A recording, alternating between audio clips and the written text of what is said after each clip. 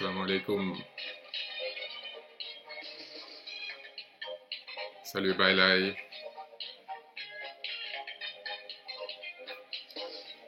Merci ku dugg rek na partagé. Ma leen di nuyu yéen ñëpp di leen ziar kenn ku ci nekk ci turam ak santam. J'espère que yéen a ngi ci jàmm. El Hadj Mansour Seck maa ngi lay ziar bu baax di la nuyu. Kader Diagne. di leen ñaan rek bu ngeen duggee ngeen partagé comme ça ñu mën a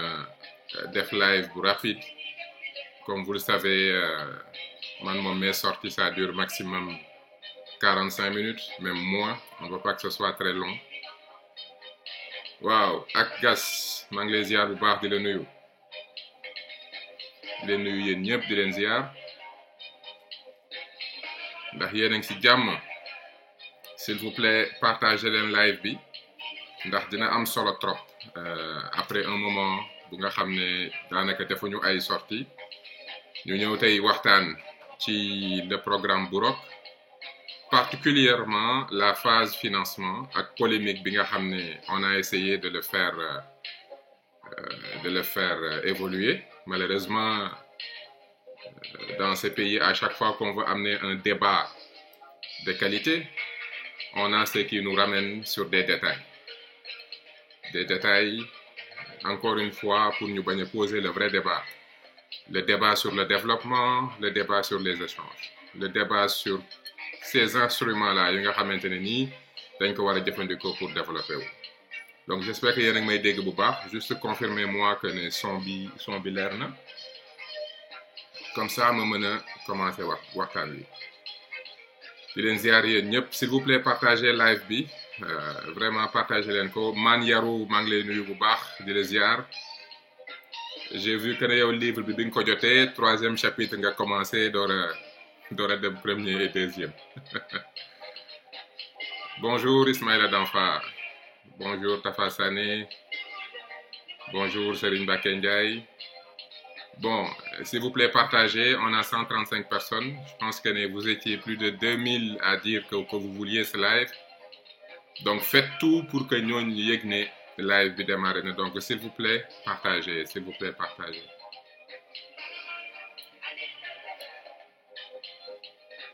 Je profite de l'occasion pour vous souhaiter une bonne année. Une année de paix, une année de prospérité. Une année surtout de victoire, hein? Une année de victoire. Une victoire pour le peuple sénégalais, une victoire pour le compte du peuple sénégalais essentiellement. Cette année a été une année particulière, une année où on a eu beaucoup de défis, mais on a pu les relever. Donc ma leen di wax rek vraiment partager leen live bi nit ñi mën ko jot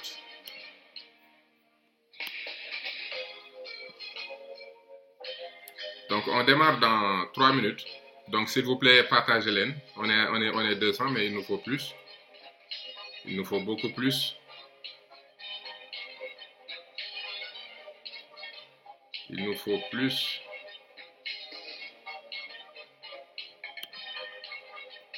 Juste une seconde. Très bien. Donc,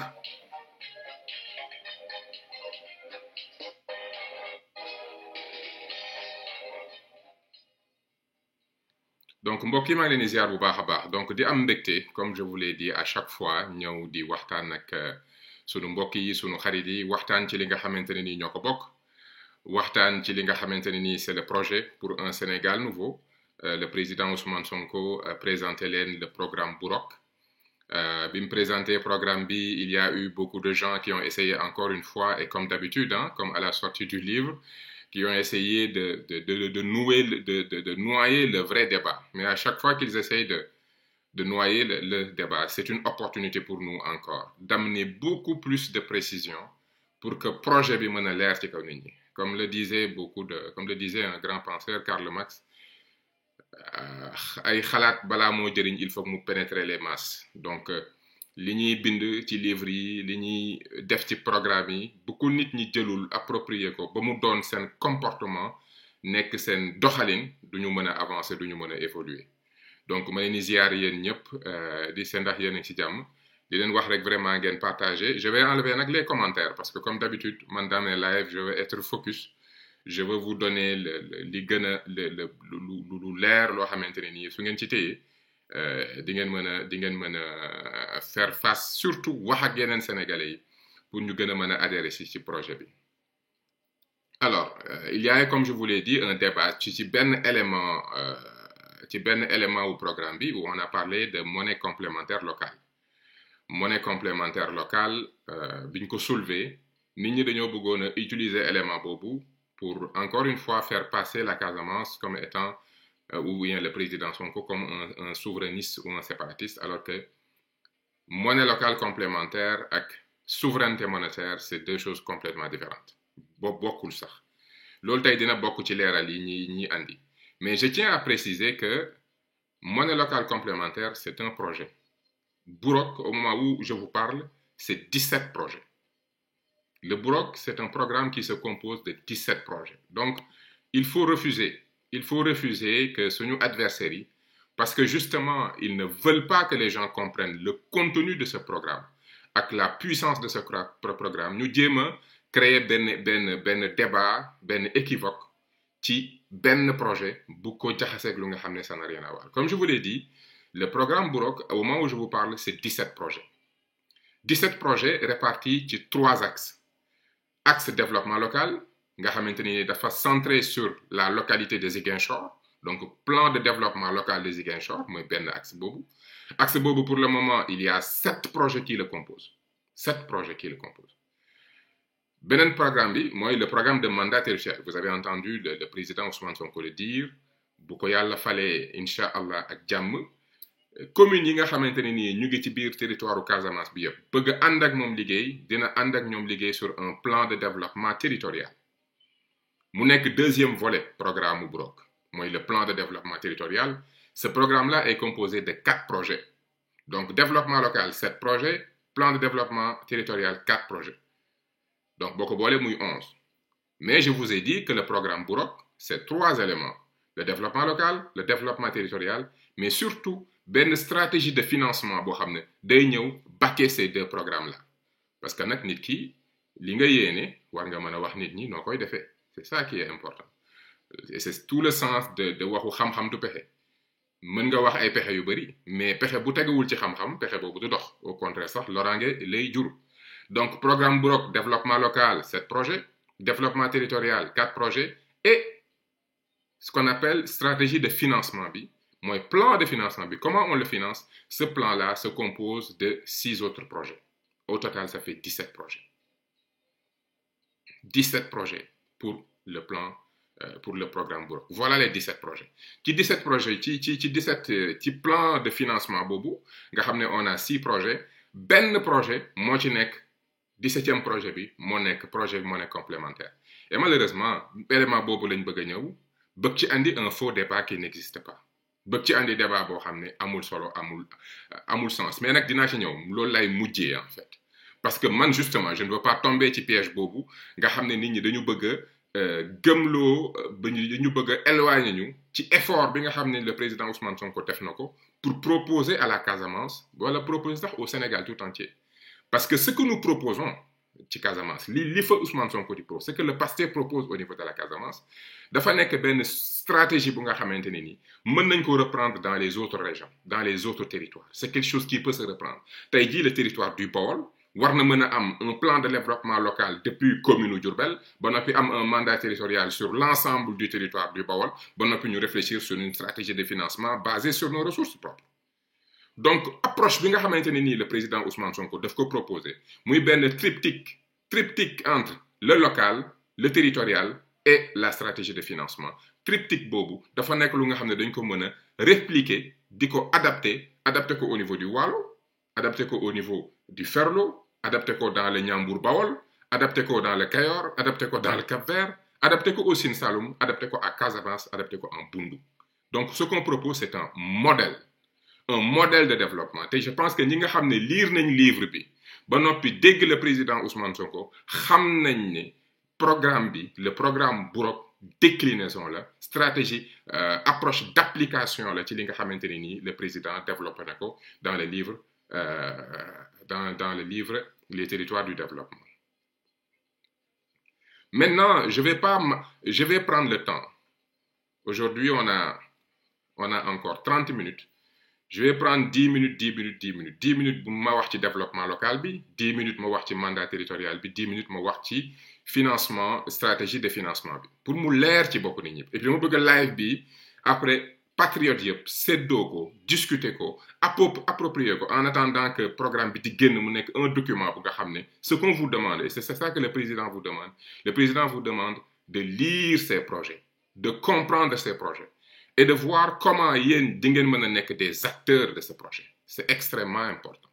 parce que comme il l'a dit et il l'a réexpliqué, ce que nous voulons c'est le développement local. Développement local bu ñu koy wax c'est les acteurs locaux, c'est les acteurs du territoire qui ñoom ñoo nekk force programme bi. Donc bu fekkente ne vous n'êtes programme bi xamu leen la dimension locale xamu leen dimension territoriale bi ba noppi vous ne comprenez pas la stratégie de financement mënu leen ci jokk d'autant plus que stratégie de financement bi éléments yu bëri yu ci nekk c'est des éléments participatifs c'est des éléments inclusifs. C'est extrêmement important. Donc donc c'est extrêmement important. Encore une fois ñi suivre yëpp s'il vous plaît partagez le live, faites de sorte que le maximum mën ko fekkee mën ko discuter. Donc 3 éléments la ñuy discuter. Le programme de développement local paradigme boo ko déggee mooy lu nga xam ne gisin la ci nii la ñuy développer. Développement local mooy dans une localité naka la ñuy fexee ba l'ensemble des acteurs locaux boo ko déggee mooy nga xamante ne ci localité bi dafa am un rôle important soit au niveau de la société civile, soit au niveau de l'économie, soit au niveau du cadre associatif, soit au niveau du milieu politique. Mais c'est des acteurs du développement. Ñoom ñoo nekk des acteurs. Acteurs yooyu, il est important à travers stratégie de développement local. Objectif bi ñuy viser mooy naka la ñuy fexee benn synergie entre les acteurs pour que ñu joxante loxo mën a réfléchir xool naka la ñuy liggéey. C'est ça le développement local. Et développement local boobu ñun dans le cadre du programme Burok le président Ousmane Sonko day viser 3 objectifs importants. Objectif bu njëkk bi mooy l'épanouissement communautaire lépp lu nga xamante ni nii day tax nit ki gën a mën a épanouir ci goxam day tax nit ki mën a am mbégte dundin ci goxam l'épanouissement parce que si l'acteur local bi amul épanouissement il lui sera difficile moom mu nekk un acteur de développement. Donc sécurité am santé am éducation am tous ces éléments dafay bokk ci li nga xam ne day andi épanouissement. Donc le Casamance Ziguinchor bi l'individu devient benn cible. On veut qu'il puisse être épanoui, on veut que mu am du service am du suivi am de l'éducation am santé am culture yooyu yëpp day participer ci lu koy permettre moom mu mën a développer son potentiel individuel war a mën a jox société bi li nga xamante ne ni mooy aider société pour mu évoluer. Premier objectif plan de développement local c'est l'épanouissement. Bu ñu épanouissement boobu nag mooy objectif 1 bi. Programme bi koy suivre dinañ def pas mal d'activités dégg ngeen ko muy wax triathlon les activités sportives lépp luy piste cyclable lépp lu nga xamante ni nag day tax nit ki mën a jot boppam mën a gis boppam mën a développer wu individuellement. L'épanouissement dafa nekk lu am solo activité yooyu dafa am solo ci communauté. Deuxième bi mooy le cadre de vie. Nit ki bu fekkante ne dafa am épanouissement mais malheureusement dafay évoluer ci benn cadre de vie boo xam ne c'est un cadre de vie qui n'est pas fonctionnel. Loolu nekkul l'idéal. Ça c'est pas l'idéal. Donc il lui faut benn cadre de vie fonctionnel. Ce cadre de vie fonctionnel est visé par plusieurs projets dans le programme Burok. Juste une seconde, il y a mon tableau qui le cadre de vie vous l'avez entendu parler de lampadaire solaire, sécurité bi, urbanisme, aménagement. Le cadre de vie mooy fi nga xam ne nit ki fa lay dund. Si le cadre de vie n'est pas fonctionnel, même bu fekkente ne yow dañ la former, dañ la éduquer, da nga am une citoyenneté active et participative, mais ce cadre de vie kenn aménagé wu ko, kenn urbanisé wu ko, amoo mobilier urbain, amoo éclairage, amoo sécurité, ton cadre de vie devient un problème pour pour que nga mën a joxe sa potentiel. Donc deuxième objectif du plan de développement local mooy un cadre de vie fonctionnel loolu yëpp bu ñu ko dajalee ça nous permet d'atteindre troisième objectif bi mooy une citoyenneté qui est à la fois active et agissante.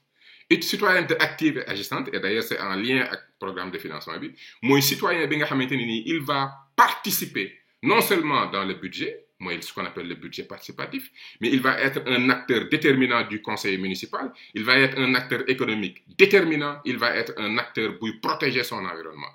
Donc comprenez le lien entre les trois objectifs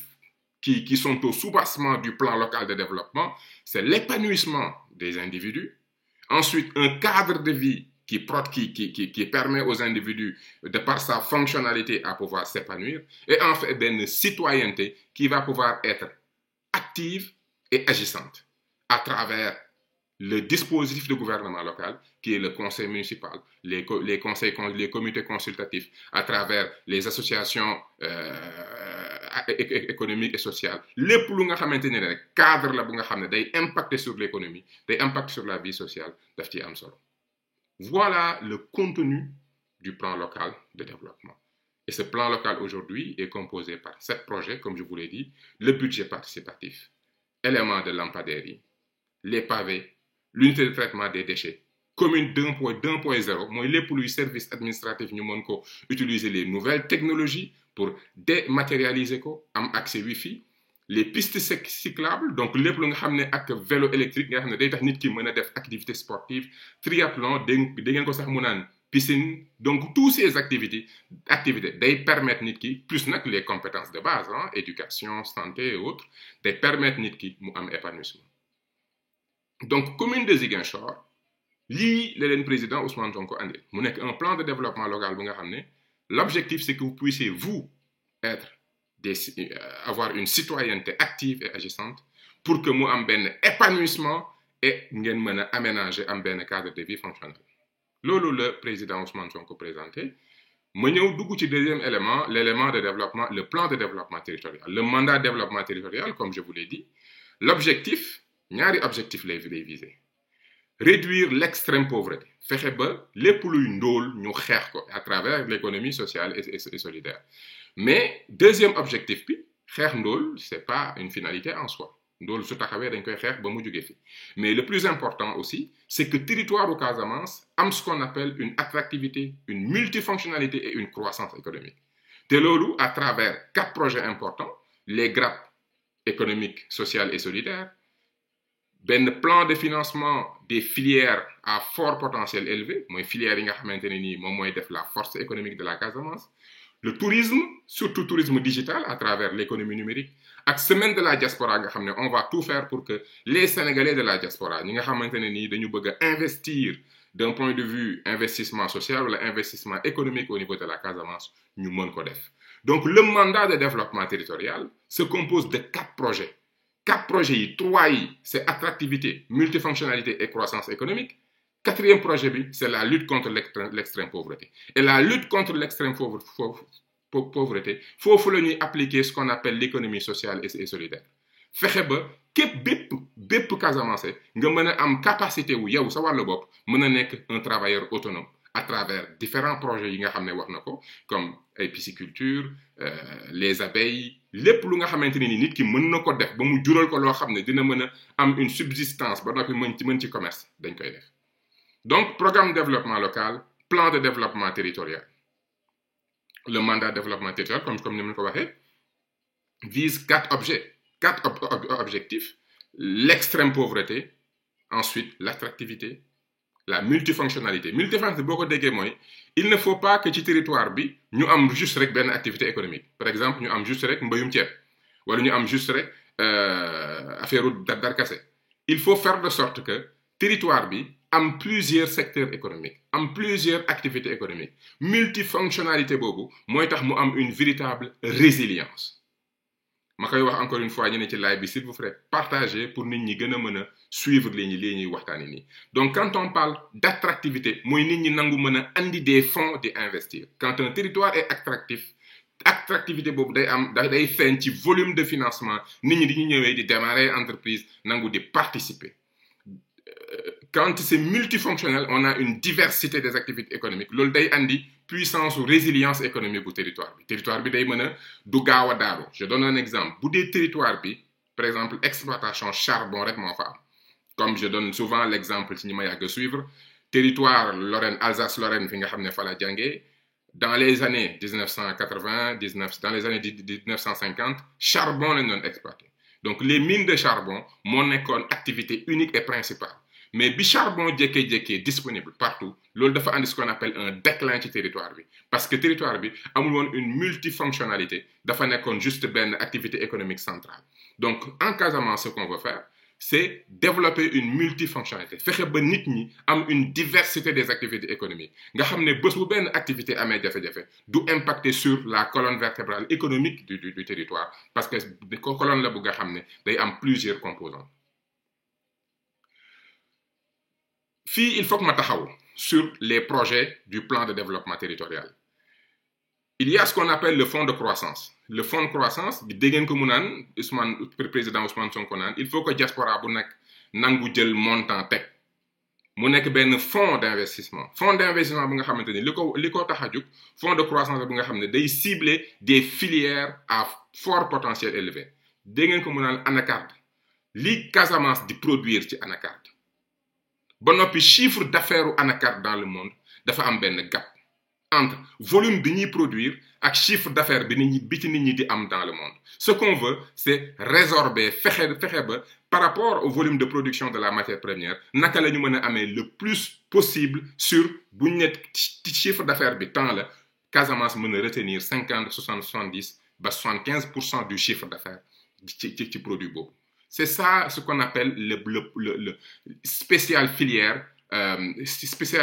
élevée. Filière élevée mooy filière yi nga xam ne dañu am benn haut potentiel benn capital bu ne ci ñoom ndax monde bi dañ ko soxla anacarde adduna bi yëpp ko soxla. Pourtant volume bi Casamance lañ koy liggéeyee ak les autres territoires ak les autres régions. Par contre boo xoolee chiffre d'affaires bi nous sommes très bas parce que justement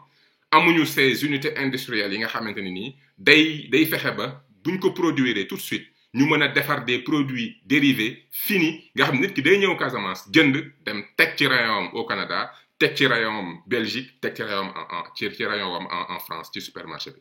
Donc quand on maîtrise bu ñu maîtriser cycle de production bi dañuy fexe ba le capital reste sur le territoire. Gardez bien cette notion que je viens de vous dire, le fait que le capital doit rester xaalis bi dafa war a des ci territoire bi dinañ ci ñëwaat parce que loolu mooy nekk l'importance du monnaie locale complémentaire loolu mooy importance bi dañ ci ñëwaat. Mais gardez à l'esprit que à part les grappes économiques solidaires yi nga xamante ni nii dañuy fexe ba nit ku nekk ñu financer la pour nga am activité boo mën a téye nga mën a génn ci extrême pauvreté. L'objectif aussi pour le président Ousmane Sonko c'est de mettre en place un fonds dédié au financement des filières yi nga xamante ni dañu am benn haut potentiel. On le voit, le chiffre d'affaires, par exemple, anacarde, comme je l'ai dit, mais malheureusement, tout le monde de ce territoire, il faut que nous dessions. Tourisme, Casamance, son potentiel touristique est extraordinaire. Bon, puis, diaspora bi aussi. Diaspora bi, nous avons une capacité de développement. Donc, le mandat de développement territorial, 4 projets, l'objectif est de réunir l'ensemble des communes. Nous avons projet bi ensemble, nous devons ce travail-là de lutte contre l'extrême pauvreté à travers l'économie sociale et solidaire, mettre en place un fonds commun, un fonds de croissance spécial pour faire ba alal di ñuy liggéey mu des ci territoire bi, travailler sur le tourisme, on a puis semaine de la diaspora mu nekk semaine bu nga xamante ni et puis man loolu dama ko gëm. Les fils de la diaspora, c'est les futurs grands entrepreneurs, c'est les futurs grands économiques entreprises. Ils ont cette capacité d'entreprendre, ils ont vu d'autres choses, ils peuvent enrichir l'existant. Andak ña fa nek commencer mëna liggéey sur ay këru liggéeyukaay yi nga xamanteni ni dana andi richesse, dana andi emploi. Maintenant, on va rentrer dans comment on finance ce plan. Le troisième point, le programme de financement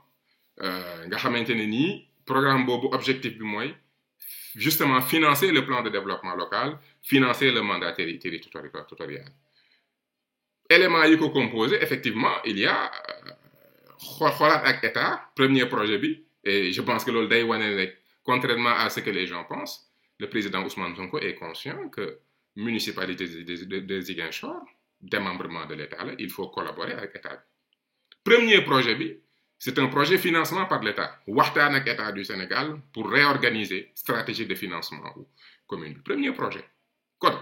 kon ni nit ñi bëgg a gëmloowee que dañu nekk sur la défensive wala dañuy bëgg a andi ay problèmes voilà la preuve que ce n'est pas vrai tout simplement parce que nit ku nga xamante ne nii da nga bëgg a séparatiste wala des choses comme ça franchement tu ne vas pas considérer que État dafa bokk ci say sources de financement et que État da nga war a toog ak moom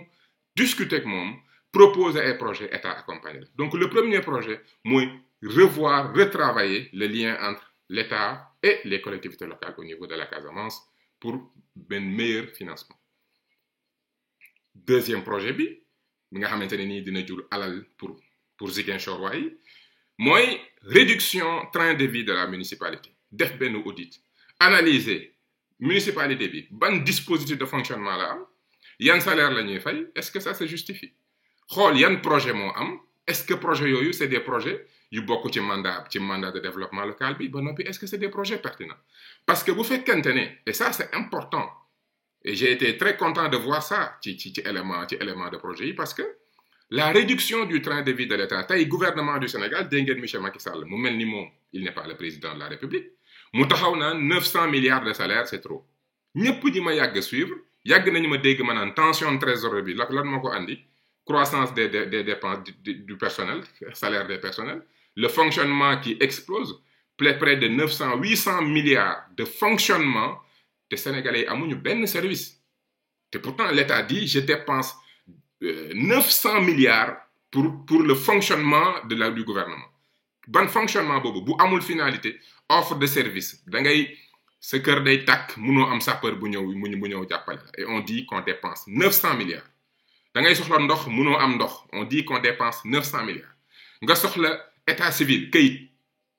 boo fayul ñu ay agents yu nga xam ne nii c'est des corrompus boo fayul doo am et on dit qu'on dépense 900 milliards sa doom da nga koy préférer dem di rey sa bopp dugal ko ci privé bi doo ko dugal ci public parce que le service public mais léegi l'éducation c'est devenu n'importe quoi et pourtant on dit qu'on paye 900 milliards nga dem hôpital war a faju fa ngay jëlee maladie wala nga gën fa feebar wala ñu lay négliger ba sa bakkan des ci pourtant on paye 900 milliards chaque année donc bu ngeen comprendre di ngeen xam ne dilapidation ak recruter ko warta recruter fay ko warta fay loolu tey jii moo andi situation boobu encore une fois merci de partager le live ñi suivre ñu ngi ci point bi gën a am importance ci comment le président Ousmane Sonko à travers son programme Burok va réunir les fonds qui vont lui permettre de mener son plan de développement local et de gérer son mandat territorial deuxième élément après le travail avec l'État deuxième élément bi mooy la réduction train de vie municipalité bi parce que c'est important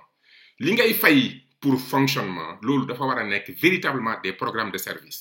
fonctionnaire bi ngay fay dafa war a liggéey 8 heures par jour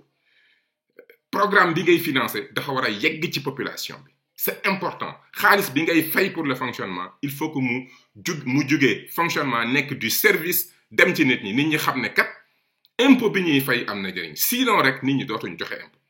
donc deuxième élément réduction train de vie de l'État train de vie de la municipalité kon xam nga ne kii su ñëwee ëllëg li mu wax le dina def une réduction train de vie de l'État lu mu gëm refonte fiscale dégg ngeen ko depuis 2000 à aujourd'hui réorganiser wuñu fiscalité au niveau des Ziguinchor actualiser wuñ ko donc am na lu bëri lu nga xamante ne ni ñu ngi koy perte ci alal boo xam ne war na mën a dugg ci kees gi lii nit ñi bu ñu commencé gis ne yow premièrement da nga réduire le train de vie de l'État de la municipalité salaire bi ngay fay fonctionnaires yi salaire bi ngay dugal ci programme ci projet de développement local yi projet de développement locaux yi gis nañ ne ñoom njeexital bi mi ngi ñëw ci ñoom boo leen waxee ne il faut payer de l'impôt ils vont le payer projet 14 refonte fiscale projet 15 wax naa leen ko sànq mooy fonds de capitalisation bi nga xamante ne nii c'est un fonds municipal de développement solidaire fonds la boo xamante ne xaalis bu ñu dajale la à travers des contributions et autres pour que nit ñi ñu mën leen a xoolal des projets des petites et moyennes entreprises accompagner leen dans la formation xool filières yi équipement yi ñu soxla ñu permettre leen ñoom ñu nekk des travailleurs autonomes donc c'est un fonds bu nga xam ne c'est dédié justement au projet de développement économique au niveau solidaire donc c'est un fonds qu'on va mettre en place fonds boo xamante ne nii képp ku ci bëgg a contribuer di nga ci contribuer képp ku bëgg a joxe don di nga joxe don donc c'est un fonds spécialement dédié municipalité bi tam jël ci xaalisu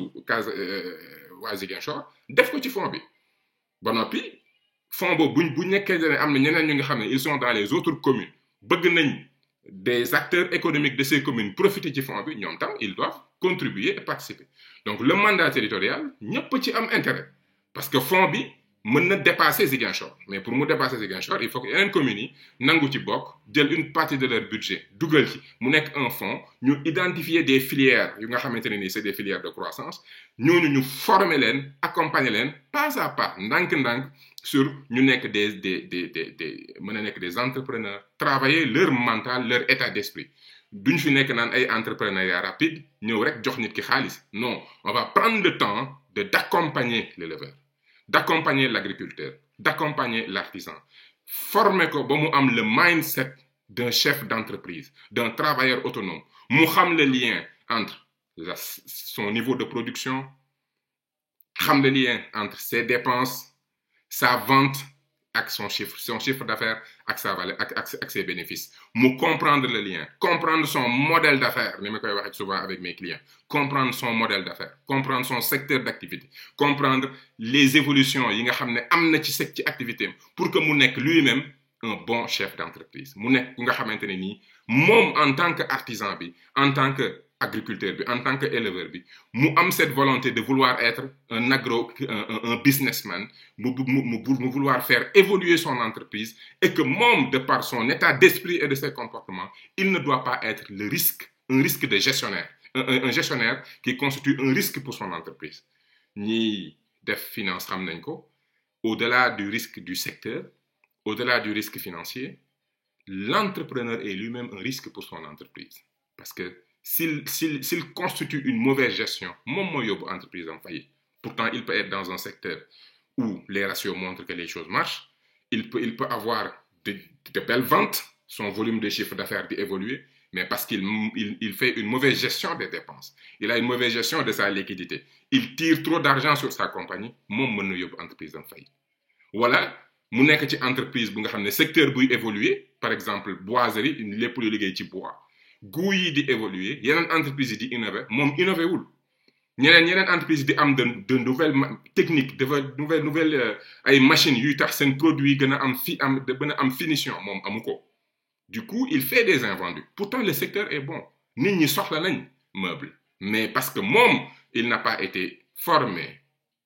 accompagné wuñ ko joxuñ ko équipement duñ ko woo di ko former ce qui se passe dans ce monde il n'est pas compétitif donc quand on parle donc projet 15 le FOMUDS capitalisation fonds municipal pour le développement solidaire loolu mooy objectif il y a l'économie numérique nga xam ne ni ça va être benn axe bu bees boo xamante ne nii dina am forcément ay retombées parce que jusqu'à date ça n'a pas été exploité donc retombées économiques numériques boolu mooy projet 16 dernier projet bi monnaie complémentaire et ça loolu moo andi woon waxtaan wi monnaie complémentaire parce que ñu bëri dañ ma bind ne ma monnaie complémentaire mais avant ma doon wax ci monnaie complémentaire je ne voulais pas tomber dans le piège ne pas parler de ça vous voyez que li ma fi développé durant ces 40 dernières minutes 35 minutes plutôt moo ëpp solo fuuf monnaie complémentaire je vous ai parlé de 16 éléments depuis début live bi ñu ngi door a egsi ci monnaie complémentaire donc bu ñu bëggee jël le programme du président Ousmane Sonko pour que réduire à la question de la monnaie locale complémentaire il y a un problème maintenant c'est quoi lan mooy monnaie locale complémentaire premièrement il faut que nit ñi xam ne quand on parle de monnaie locale complémentaire on n'est pas en train de parler de souveraineté économique yàgg naa ko wax samay live fii souveraineté économique mooy askan wu nga xam ne dañu am la liberté de créer de la monnaie am seen banque centrale jox ko le droit de création monétaire et de destruction monétaire ne ko yow mën nga créer monnaie bi ngay créer mën nga financer le système bancaire di financer le système économique instrument yi ngay am mooy tu maîtrises la masse monétaire joue sur la masse monétaire masse bi monnaie bi circuler yow yaay détruire yaay créer donc si la banque centrale crée de la monnaie et détruit de la monnaie day contrôler la masse mais attention il faut aussi que mu contrôler le coût du crédit à travers le taux directeur à travers la fourchette opérationnelle fexe ba képp ku teg xaalis moom mu rémunérer le minimum temps képp ku ñëw leb ko mu lebal le maximum temps maximum boobu mu naan par exemple ku fi teg xaalis ku ma ñëw lebal ma lebal le 2% ba noppi ku fi teg ma rémunérer le 1% day créer benn fourchette d'opération entre 2 et 1 fourchette boobu day obliger toutes les banques ñuy lebalante seen biir xaalis bañ a dépasser le taux interbancaire de par exemple 2%. Si le taux interbancaire est limité à 2, ça veut dire que ne bu ci banque bi tegee marge am par exemple tegaat ci 2% muy 4 mën na financer à 5 bu ci tegee marge am 1 mën na financer à 3,2. Donc si tu veux que cours bancaire bi daw ci dëkk bi di limité wu par exemple à 3, 4, 5%, il faut que banque centrale am moom imposer benn taux nga xamante ne par exemple benn banque bu xëyee ne dafa soxla 1 milliard dem ci beneen banque di ko leb banque bi mënu ko wax ne ko dama lay lebal 1 milliard yi à 1,5 parce que banque centrale mi ngi leblee à 1 donc il est obligé mu lebal ko à 0,9 par exemple parce que xam na ne su ko proposé lu ëpp 0,1 day préférer dem banque centrale leb fa lu tax banque yi di lebalante seen biir du ma dugg ci parenthèse parce que c'est pas l'objet lu tax banque yi di lebalante seen biir parce que banque booy nekkee sa banque à la fin de la journée tu as des dépôts ni ñu jël xaalis teg ko fa te banque ku ko xam rentabilité banque ku ko xam ne banque coût des fonds mooy élément de rentabilité lan la ko xaalis bii di coûter xaalis bii muy jël di ko leble ñaar nan la ko coûter bu dee c'est des dépôts le coût est gratuit par contre il y a des réglementations qui lui demandent de garder de l'argent ba noppi à la fin de la journée mu am des demandes d'argent des demandes de crédit bu dee dossier de financement d'entreprise yi ñu andi directeur de compte yépp analysé à la fin de la journée gis na ne yii ils sont finançables ils sont bancables secteur bi baax na ratio fi donc soxla na benn 1 milliard mu gis réglementation BAL 2 BAL 3 li mu ko wax ne ko lii nga mën a lebal mu am benn gap mu soxla benn 500 millions 500 millions boobu banque centrale bëggul lebal ko direct parce que su ko banque centrale joxee 500 millions banque centrale day génne liquidité bu newoon ci biir dugal ko ci économie bi day andi ce qu'on appelle benn augmentation de la masse monétaire day andi benn augmentation de la masse monétaire et ça il faut l'éviter donc banque centrale li muy bëgg mooy 500 millions yi nga xamante ne ni banque bii da koo soxla pour financer l'économie na ko dem jëlee ci beneen banque bu nga xam ne contrairement ak moom il a plus de dépôts que de crédit beneen banque à côté moom bi mu defee sa journée dafa gis ne am na 1500 milliards yu mu yor yoo xamante ne nii bu respecter les règles de BAL 2 BAL 3 am na benn 600 milliards bu ëpp boo xam ne doyewu ko dara balaa muy téye xaalis boobu du ko def dara il est préférable que mu lebal ko banque B lebal ko 500 milliards mais parce que banque centrale bëggul taux boobu di dépasser 1% nekk en moom day leble à 1% ce qui fait que day obligé xaalis bi di circuler et quand l'argent circule entre les banques et les chefs d'entreprise et les ménages xaalis bi day créer richesse lii mooy souveraineté monétaire Ousmane Sonko proposé wul dara ci loolu waxul lu jëm ci loolu c'est vrai que ne bu ñu jëloon pouvoir bi 2024 moom on va vers la souveraineté monétaire mais monnaie locale complémentaire c'est tout à fait autre chose que CFA nekk fi que beneen monnaie nekk fi monnaie locale complémentaire mooy monnaie boo xam ne balaa may ñëw ci loolu sax monnaie locale complémentaire pour nga xam monnaie locale complémentaire il faut nga xam luy développement local boo comprendre le développement local mënoo comprendre monnaie locale complémentaire parce que monnaie locale complémentaire c'est un instrument de développement local ça n'a rien à voir ak souveraineté monétaire développement local wax naa leen ko ci début bi may wax le premier point le plan de développement local de Ziguinchor dañu gëm ne paradigme la gëm-gëm la bu nga xam ne quand les acteurs locaux sont en synergie s'entendent discutent comprennent les enjeux et les défis de la localité loolu day créer croissance ci localité bi day andi développement s'il vous plaît partagez le live ñu ngi ci moment bi gën a am solo ci live Donc, partagez, s'il vous plaît. Donc, l'objectif du développement local, c'est de créer ce qu'on appelle un réseau des acteurs locaux. Un réseau, créer un réseau d'acteurs.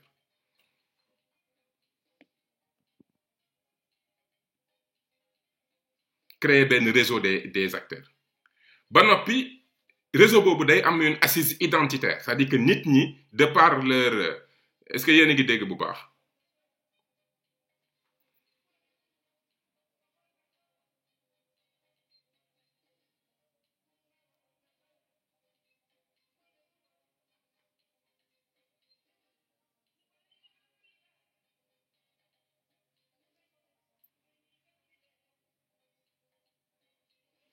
Allô, est-ce que yéen a ngi dégg léegi? Est-ce que vous entendez? Ça marche maintenant? Est-ce que son bi ñëw na?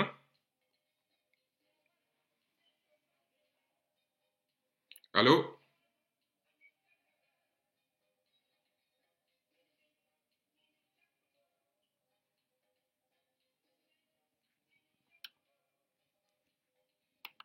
Allô?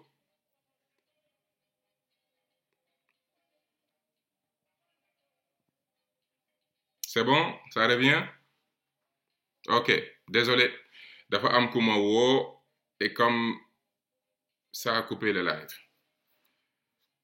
Donc, je reviens sur monnaie locale complémentaire. Alors, du coup, je ne sais plus fan la daguer. Mais su ma paree dinaa je suis en train de filmer l'émission. Su ma paree dinaa ko charger waat, ok? Donc, du coup, je vais mettre les sons maintenant. Est-ce que maintenant son bi baax na? Excellent. Alors, dites-moi, ça marche maintenant?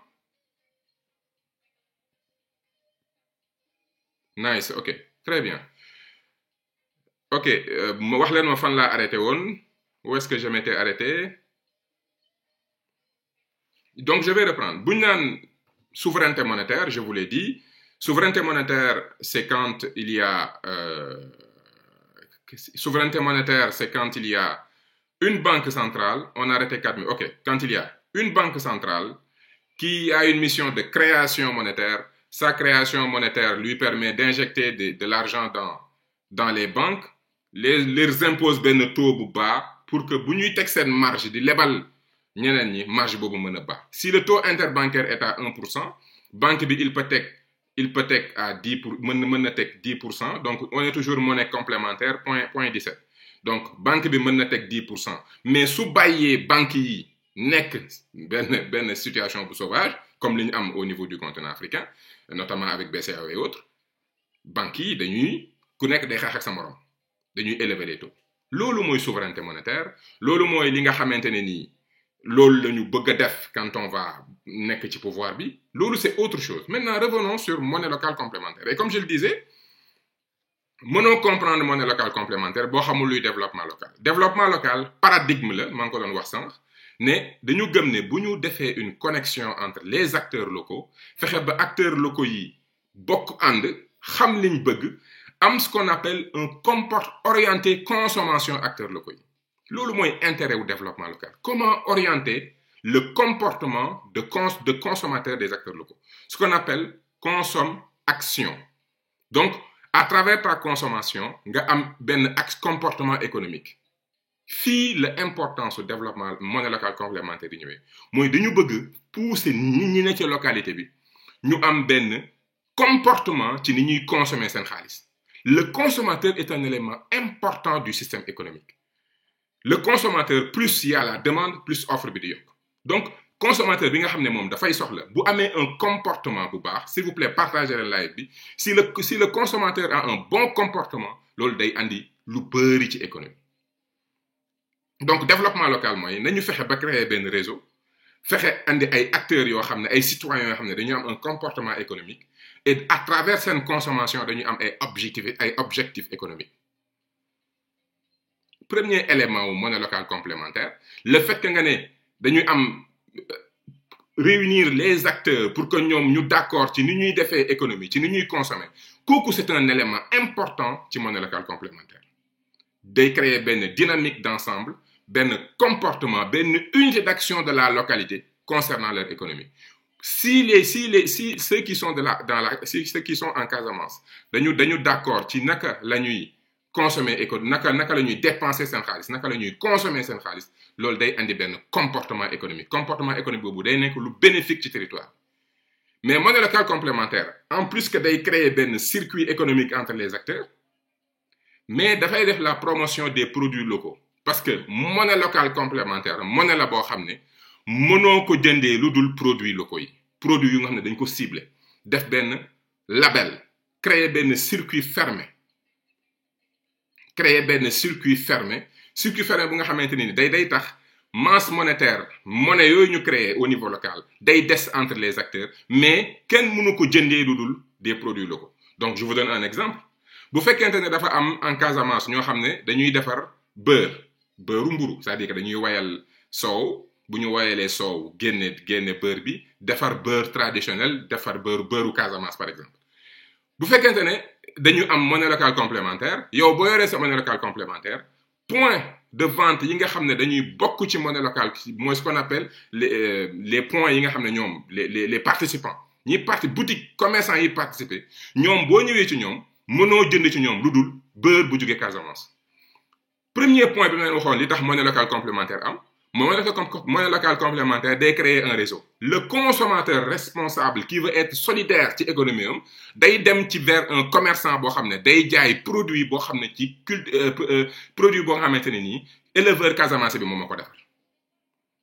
day andi donc benn comportement da ngay gis ne points yooyu c'est des points yi nga xamante ne mën nekk des supermarchés monnaie locale complémentaire wala supermarché de la Casamance créer benn label boo xam ne plusieurs localités Casamance produits yi ñu fay jaay yëpp c'est des produits yi nga xam ne day soutenir l'agriculteur au niveau local day soutenir le producteur au niveau local day soutenir kiy defar lem au niveau local day soutenir nit ñi nekk loolu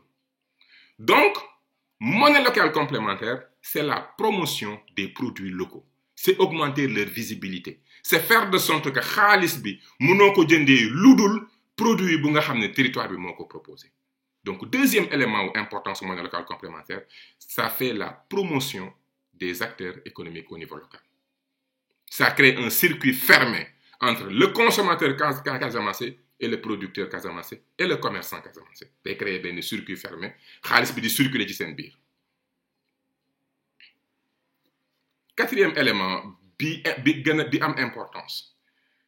xam nga monnaie bu ñu leen di jàngal monnaie dañ naan la monnaie ça sert à trois choses pour le consommateur la monnaie te permet d'investir si tu as de l'argent tu peux faire des investissements la monnaie te permet d'épargner jël xaalis teg ko de côté et la monnaie te permet de consommer investir épargner consommer voilà trois objectifs u monnaie mais monnaie locale complémentaire mënoo ci def lenn lu dul consommer parce que xaalis la bu nga xam ne c'est de l'argent qui sert à la consommation de produits locaux du territoire vous comprenez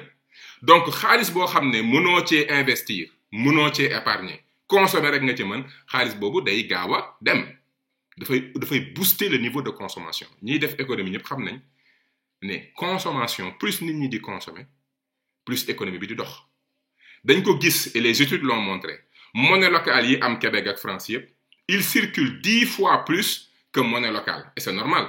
monnaie normale franc CFA mën nga ci investir mën nga ci épargner mën nga ci consommer mais tey bu ñu amoon monnaie locale burok bu tudd burok mënoo ci dul consommer donc du coup on consomme plus ak burok qu'on fait autre chose avec franc CFA dafa mel ni nit koo xam ne mën na toog mën na daw mën na dox an kooku lu ko neex def mais ki nga xamante ni moom toog rek la mën foo ko fekk day toog donc monnaie bi nga xam ne consommer rek moo ko tax a jóg et pas n'importe comment on ne consomme qu'avec des produits précis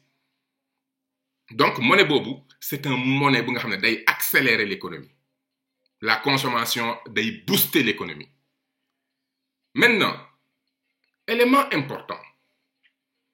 quatrième élément monnaie complémentaire mooy monnaie complémentaire et foofu la Moustapha Diakhaté daanoo monnaie complémentaire li ko lié ak franc CFA tey bu ñu amoon monnaie bu tudd burok 10 000 burok ak 10 000 francs CFA pour que Casamance bi mën a jël benn 10 000 burok utiliser ko il est obligé mu jël 10 000 francs CFA dem ci établissement bi ñuy teg en Casamance pour mu gérer monnaie locale complémentaire bi dafay teg 10 000 francs am franc CFA ñu jox ko benn 10 000 burok 10 000 burok boobu lay jël mu nekk 10 000 bu nga xam ne mënut servir qu'à la consommation et ça ne peut servir qu'à la consommation de produits locaux casamançais. Donc quand quelqu'un vous dit ça a un lien avec souveraineté, mais ça n'a rien à voir.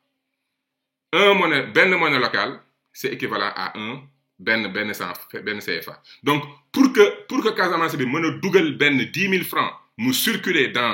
au niveau de la Casamance, il lui est obligé mu jël ben 10 000 francs CFA jox ko l'établissement bi jox ko 10 000 burok mu jël 10 000 burok commencé ko consommer. Léegi donc da ngeen xam ne kon et c'est lii moo tax ñu naan monnaie locale complémentaire. La complémentarité mooy fii pour que benn 10 000 burok génn il faut que benn 10 000 francs CFA génn wax naa leen sànq bi may toj souveraineté monétaire que li ñu dénk banque centrale mooy dafa war a circuler dafa war a gérer nombre de billets bi circuler ce qu'on appelle la masse monnaie bi circuler da ko war a gérer donc bu fekkente ne pour que monnaie locale circuler il faut que benn 10 000 francs CFA génn ci circulation bi pour beneen 10 000 complémentaires dugg donc vous comprenez que monnaie locale complémentaire mënta am action sur la masse monétaire dégg leen bu baax li may wax fii dafa am solo bu fekkente ne pour que banque centrale son rôle c'est de contrôler la masse monétaire et le taux directeur contrôler masse monétaire mooy day détruire di construire destruction monétaire création monétaire donc pour nga ne yow da ngay concurrencer banque centrale il faut que yow ngay def création monétaire mais monnaie locale complémentaire mënta créer monnaie dafa mën a rek jël pour que benn monnaie génn monnaie locale complémentaire benn 10 000 la koy génne donc c'est clair que la monnaie locale est complémentaire à monnaie bii circuler parce que bii mooy jur bii fii nag aussi donc Moustapha Diakhaté daanu nga mais fii ngeen di comprendre 4e importance su monnaie locale complémentaire benn xeer la waaye day jam ñaari picc déglu leen baax li may wax benn xeer buy jam ñaari picc lu tax Casamance bi jël 10 000 francs nga yor na 10 000 francs 10 000 francs mën na ko jël dem jëndee ko ceeb dugub lépp lu mu soxla pour les 3 jours 10 000 francs nga mën na consommer 10 000 mais su amee un comportement économique qui est solidaire ci économie mu gëm li municipalité proposé un développement des acteurs mu gëm ne moom xaalisam dafa war a rester Casamance moo gën muy dem France mu jël 10 000 francs boobu dem ci établissement monnaie locale complémentaire burok teg fa 10 000 jël 10 000 burok xam nga lam bëggoon def 10 000 burok bi mu jël dina ko dem consommer xam nga il est en train de financer l'économie de sa localité mais 10 000 francs bi mu bàyyi burok bi mu bàyyi ci établissement ba 10 000 francs boobu day am beneen fonctionnalité moo tax ma ne leen benn xeer ñaari picc xeer bi monnaie bi non seulement dina ci consommer comme n'importe quel 10 000 francs mais dina jël 10 000 francs boobu teg ko ci établissement ba ñu jox ko benn 10 000 burok mu dem jël 10 000 burok bi consommer ko donc il a fait son rôle de consommateur mais 10 000 francs bi mu teg 10 000 francs yooyu dañ koy dajale mu ñëw nag dugg ci financement wu yi nga xam ne ñu ngi ko doon wax sànq financement de l'économie sociale solidaire financement du fonds de croissance financement du développement local financement du développement territorial benn xeer ñaari picc benn 10 000 francs boo xam ne day jur benn 10 000 pour financer l'économie mais day jur beneen 10 000 pour la consommation lii mooy monnaie locale complémentaire l'objectif mooy boo jëlee sa 10 000 francs regardez le comportement actuel du consommateur sénégalais da ngay jël benn 10 000 francs nga dugg ci boutique jënd benn Nescafé boo xam ne France ko defar jënd fromage la vache qui rit France ko defar jënd diwlin boo xam ne France ko defar jënd ceeb bu ñu importé xam nga 10 000 bi jeex na yow produit boobu nga yóbbu sa kër di ko consommer 10 000 francs bi day nekk xam nga 10 000 nga joxe 10 000 bi day jékki-jékki daal di nekk euro parce que day dellu fa mu jóge woon le produit bi France la jóge xaalis bi France lay dellu 10 000 bi day dellu France bu delloo France dem ci compte bancaire français yi dem ci salaire au directeur de banque français yi dem ci salaire dem ci épargne ak fonds d'investissement français yi parce que 10 000 bi day jóge Casamance dem France mais boo jëlee 10 000 bu rok comme 10 000 bi mënoo lu dul consommer avec des produits qui sont dans la localité et des produits même de d'autres territoires mais pëndaxu buy bu Diourbel war na mën a dem ci point de vente solidaire yu Casamance yi ñu di ko fa jaay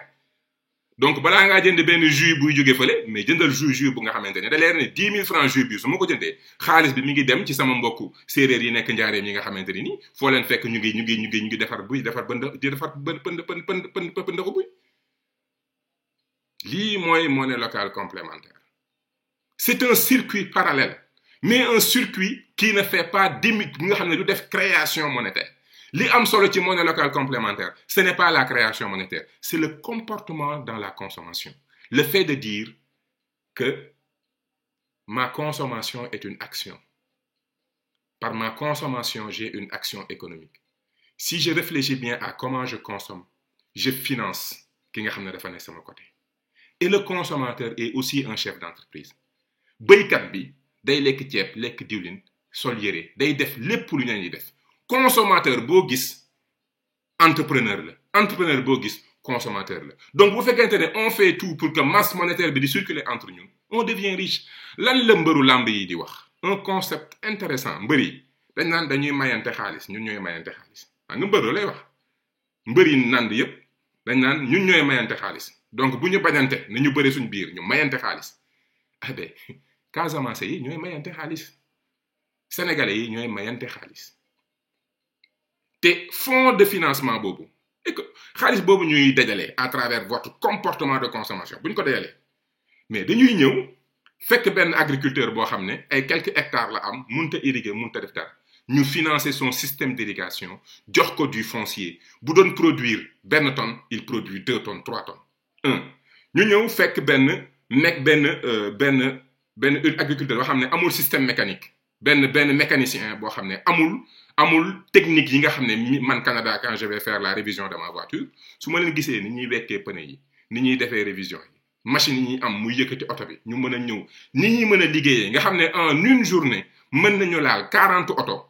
mais xaalis boobu fan la ko gars yi jëlee formation boobu fan la ko gars yi jëlee mais ñu dem leen jël ay 10 mécaniciens 10 garagistes andi leen Canada former leen delloo leen jënd matériel jox leen former leen ñu am moderniser wu évoluer su ko état deful kenn du ko def loolu tax dans le livre on parle d'un état entrepreneur et d'un état planificateur digitalisé tey bëri na ay commerçants yoo xam ne ils ont des produits intéressants tey aviculteur bi defar miel bu baax bëgg mielam ñëpp xam ne Sénégal am na miel mais moom bu sañoon am site internet bu sañoon am système de paiement nga xam ne ku nekk njaareem mën na jënd lemu Casamance toog këram dugg site jënd lem fay ko kooku jël lem bi teg Jakarta yóbbul ko bu Jakarta wala cag-cag wala je sais pas am na des systèmes entre régions mu yóbbu lem bi mais producteur boobu système de commercialisation moom ñu digitaliser ko may ko site internet former ko ba mun a jaay képp ku nekk Afrique mais kooku buñ ko formé wul xaalis bi fi ñu koy jëlee menuisier bi nga xam ne mi ngi Casamance di defar ay lal yu nice lal yoo xam ne mais design bi mais dafa soxla ay machines yu bees machines yoo xam ne ñoom ñooy travailler bois bi ñooy mesurer pour que mu am benn finition boo xamante ne nii lal bi Casamance bi di defar day mën a nekk même standing que lal bi nga xam ne moom la Chine di defar balaa ngay jënd xaalis jël sa xaalis dem jënd lal buy jóge Chine lal boobu bois bi Casamance la jóge ñu fay essence mu jóge Casamance dem port mu jaar ci bateau dem Chine ak impact bi muy am ci environnement bi nga xam ne respecté wul benn règle écologique mu produire lal bi jëlaat géej ñëwaat duggaat ci camion yi dang-dang yi ñu def ko ci andi ko sa kër xoolal lal bi fi mu dem mais à travers l'économie sociale et solidaire bu fekkente ne yow comprendre nga ne ñun ñu bokk Casamance ñoo war a jàppale ñun ñu bokk Bawol ñoo war a jàppalante menuisier bi ne sa koñ dañuy ñëw jox ko suuf louer ko espace jëndal ko machine yi baax mu former ay jeunes ñu commencé defar lal yoo xamante ne nii lal yi day am même qualité technique parce que lan la système de mesure système ni ñu koy defaree design bi nga xam ne sur ordinateur mu def tracé bois bi mu génn nekk lu baax ñu former leen ce qui fait que yow lal bi ngay jënd au lieu que lal bi nga dem muy jóge à des milliers de kilomètres lal bi fees 100 mètres 2 kilomètres 3 kilomètres 10 kilomètres jóge sa kër ñëw sa kër l'impact cinquième élément wu économie sociale et solidaire mi ngi noonu parce que le circuit économique est court l'impact environnemental est beaucoup moindre lii mooy monnaie locale complémentaire la monnaie locale est complémentaire à la monnaie en cours CFA na fi toog teewul monnaie locale mën na am pour monnaie locale complémentaire am il faut que benn 10 000 bu banque BCEAO génne moom mooy jur beneen 10 000 bu rok par exemple 10 000 bu rok boobu day créer bu fekkee nit ñi dañu am un comportement ne sama xaalis sama waay ay mbër la ñooy mayante xaalis day créer benn réseau des acteurs économiques xaalis bi day circuler suñu biir day orienter suñu comportement des consommateurs vers des produits locaux et ces producteurs locaux dañuy am alal am xaalis loolu mooy am solo nga jël sa mbokk jox ko alal ba noppi consommation boobu comme xaalis boobu mënoo lu dul consommer je donne un exemple un fonctionnaire bu nekk Casamance fayeeku salaire am 350 000 par exemple moom xam na dundu këram c'est autour de 200 000 mu jël 200 000 yooyu dem teg ko ci établissement d'économie sociale et solidaire ñu jox ko 200 000 burok mu jël 200 000 burok boobu dem ci point de vente yi jël ration këram fay loyer fay li mu war a fay yëpp mais est-ce que dara changé na non mais l'avantage mooy 200 000 francs yooyu mu jël def ko burok mooy 200 000 yooyu des biir Casamance bu jëloon dem ci benn grossiste n'importe quel grossiste day jël 200 000 jox ko France mu dem parce que produits yi muy jënd yëpp c'est des produits français mais xaalis boobu ñuy dajale pour que circuit bi mën a dox il faut que ñu fexe ba produits yi ñuy jóge ci territoire bi am même qualité meew mi naka la ñuy fexe ba suñu meew mi bu ñu ko traité pasteuriser ko naka la ñuy fexe ba mën ko def dans des boîtes de conserve dans des boîtes mu nekk de qualité mais kooku foog ñu accompagner le producteur laitier moo tax xaalis bi ñuy dajale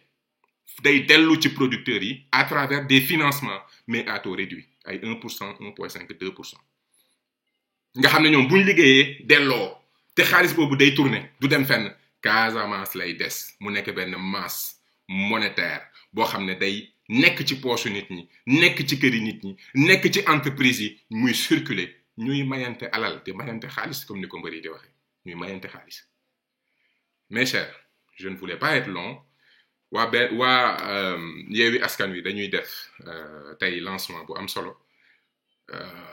lii mooy le projet te lii buñ ko réussir Casamance waa Bawol dañ koy def Sine Saloum dañ koy def waa Kayoor dañ koy def Cap-Vert kenn du leen ci bàyyi waa Waalo dañ koy def waa Ferlo dañ koy def waa Bundu dañ koy def donc ñi doon wax naan président Ousmane Sonko warul nekk maire de Ziguinchor warul dem Casamance voilà le projet un homme politique da ngay am courage bind li nga gëm proposer ko ci programme exécuter ko montrer l'exemple wax nañ ko ci livre bi bu weesoo stratégie de financement yu ñu proposé dispositif de réorganisation décentralisation diagnostic bi ñu proposé su weesoo loolu li ñuy def lii c'est parce que dañu gëm ne africain bi ak territoire bu africain yi ñoo mën a andi développement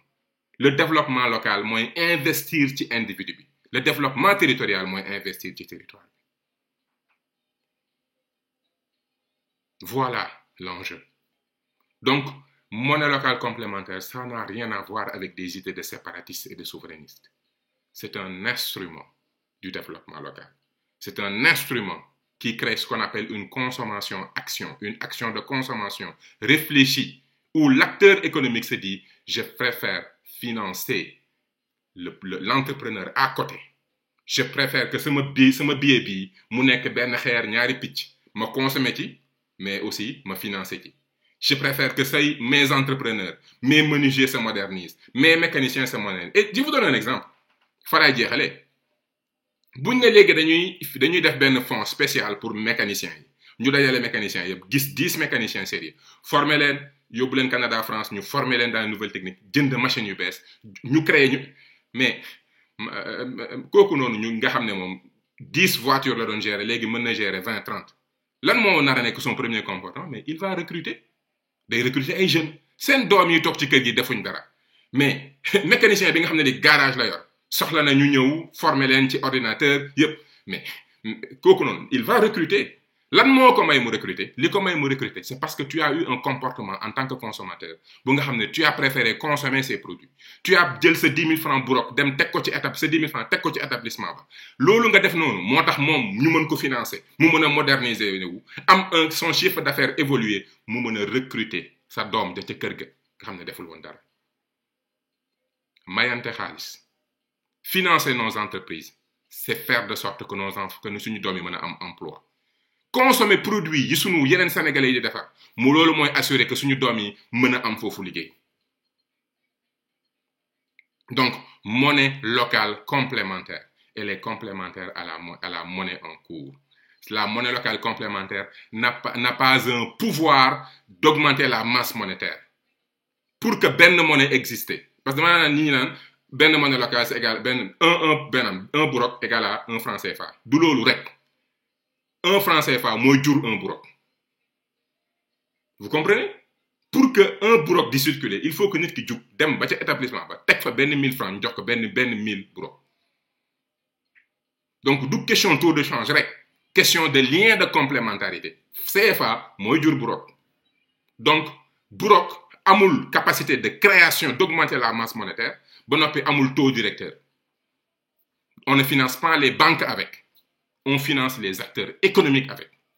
avec un taux d'intérêt réduit 1 à 2% juste pour assurer fonctionnement établissement économique boobu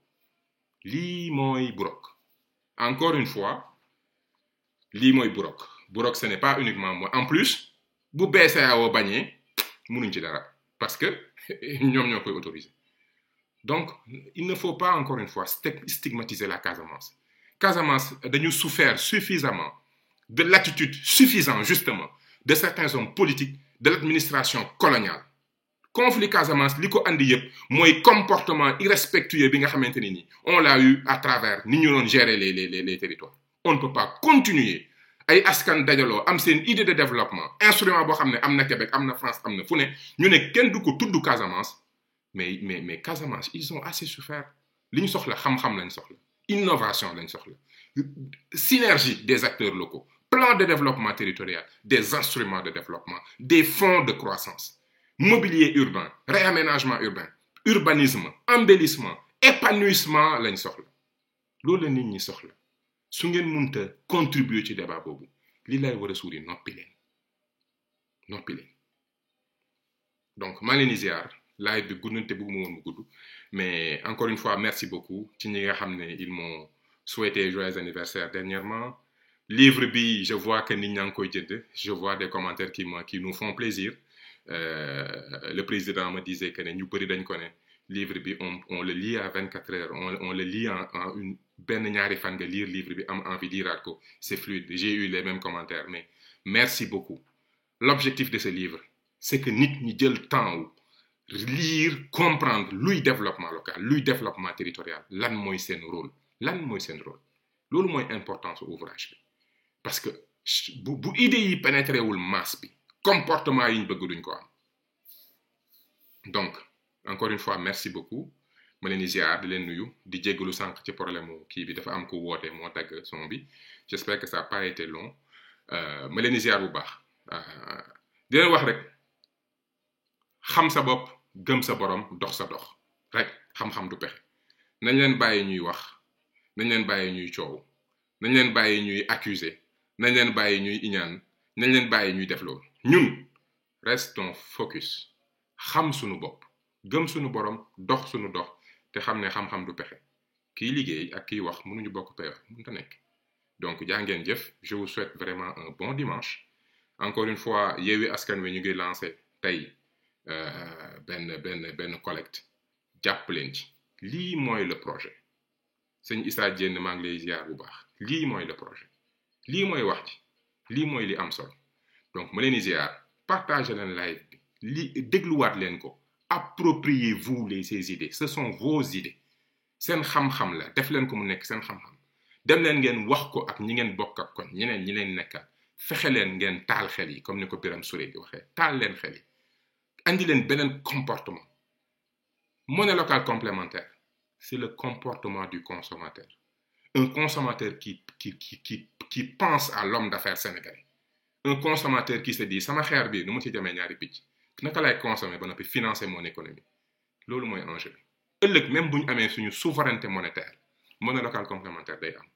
8 territoires yi benn bu si nekk mën nga am sa monnaie locale complémentaire donc encore une fois maa ngi leen di ziar mbégte laay am saa su ne gis naa commentaires yi franchement des fois damay am mbégte ci seen comportement kenn du yéen Pastef moom comme li booy rappeurs yi di wax comme Kabou Joie quoi jàmm rek ka fi am nañu continuer nekk des frères et des sœurs jàppalante dimbalante le comportement que nous avons day am impact ci suñuy doom am suñu njaboot dimbale le chef d'entreprise sénégalais dimbale sa doom la mu am fu mu mën liggéeyee ëllëg xalaat leen loolu ziar naa leen yéen ñëpp bon dimanche